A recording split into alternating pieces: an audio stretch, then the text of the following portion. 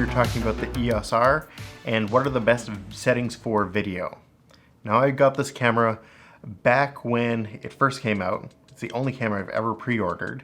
Being with this camera for a year has really given me a sense of what this camera can and cannot do and what are the best settings for different things. So to make things easy, I'm gonna put in the description just a list of my settings. So you can go in, compare that if you need to. That way you don't need to watch the whole video over and over again to watch it, even though it would help me. But that's really not what we're here for. We're here to help you. So before I get into the settings, one of the points that I need to make is that image quality isn't just one thing. It's a series of things that you do to get an image to look a certain way. It's the lenses you choose, it's the lighting you choose, it's the camera you choose, and then it's the settings, and then it's the post-production, right? So you want everything set up to give you kind of the best room to work with in post. First up, the heart and soul of my settings is that I shoot in C-Log. And with the C-Log settings, the most important thing is the sharpness in C-Log by default comes at 0.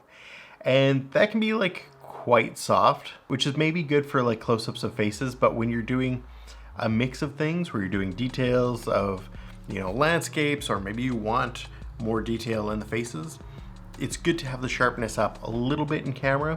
That way it's actually capturing that detail that you can adjust in post. I find anywhere between 2 and 4 are, you know, decent settings for where the sharpness should be. 2 is definitely on the softer end where it's better for faces. 4 is definitely a little bit harsher, a little bit sharper, and is better for things like landscapes. Generally, I actually just leave it at 3 because it's exactly in the middle of 2 and 4. It's that simple. But sharpness is absolutely the key thing to pay attention to. There's another option of EOS original color profile or natural. That's more subjective. I actually really like the EOS original, so that's the one I go with. I don't think that it's like either here or there which one you choose, so totally subjective. Try them out, see what you like. Okay, so quick update. I just realized there is an advantage to using the neutral color matrix in C-Log, and that is that it unlocks the BT20 color space for your HDMI out in 10-bit. So that is an advantage and one reason why you might want to actually use that.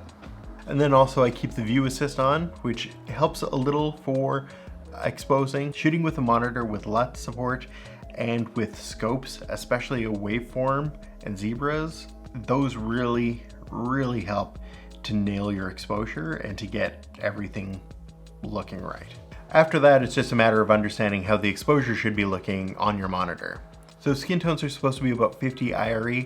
I tend to go a little bit higher because I know I'm going to be bringing it back down quite a bit. So knowing that relationship is really important for how I expose and how I get my images.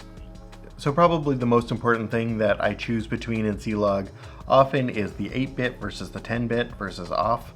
Off will just put you in a standard profile. Setting an 8-bit is the easiest to do. 4K 10-bit, you need to have a recorder to take advantage of it. If you don't, nothing's gonna happen. So if you don't have a recorder, you're just gonna stick to 8-bit and that's fine. The nice thing about the 10-bit is that it retains a lot more information, so you can push your images around in post a lot more. So with the C-Log dialed in, that's most of the work. So for any 1080p footage, I'm always shooting in all-I. It's easier to edit with. It doesn't take up that much more room than the IPB. The 1080p is 100 megabits per second. So a lot of other cameras are shooting their 4K in 100 megabits per second.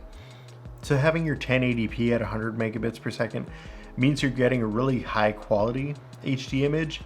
If you're only doing things for online content, the 1080p at all-I is enough. It's great. You can do a lot with it. Even exporting it at 4K, it still looks really good. Okay, so let's talk about 4K settings. So the 4K 8-bit looks great. It's a lot sharper, a lot more detailed than the 1080, and it's generally a solid okay. It's definitely right in the middle between the 1080 8-bit and the 4K 10-bit. You can't push around the color a ton, but it's sharper than the 1080, or at least more detailed. With the 4K, you're starting to get the crop. I use a Ninja recorder, and so I'm almost never in just 4K 8-bit. The only time I really use it is when I want 4K, but I don't want to bring my recorder. That's where it is. I think it looks nice. I think you can get some really good images. It's really good. Solid okay. But really, the 4K 10-bit is one of the big reasons I picked up this camera. I've shot a short film with it. I've been using it for client projects. The image looks great. I tend to shoot these talking heads in 4K 10-bit. Now the 4K 10-bit is nice because there's more color information to work with, and which makes post-production a lot nicer, a lot easier.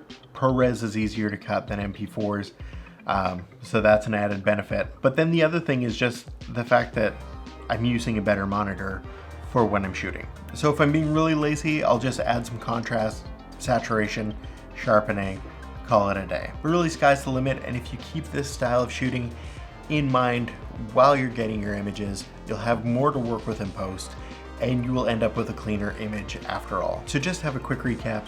You want to have your C-Log settings to either 8-bit or 10-bit if you have a recorder. You want your sharpness at 3 or somewhere between 2 and 4, depending on what you're trying to do. If you're shooting in 1080, only shoot all I. If you're shooting in 4K, you can do IPB if you have something that you're shooting for a long time and maybe image quality isn't everything you need it to be and storage space is more important. Otherwise, all I does give you a better image for 4K 8-bit.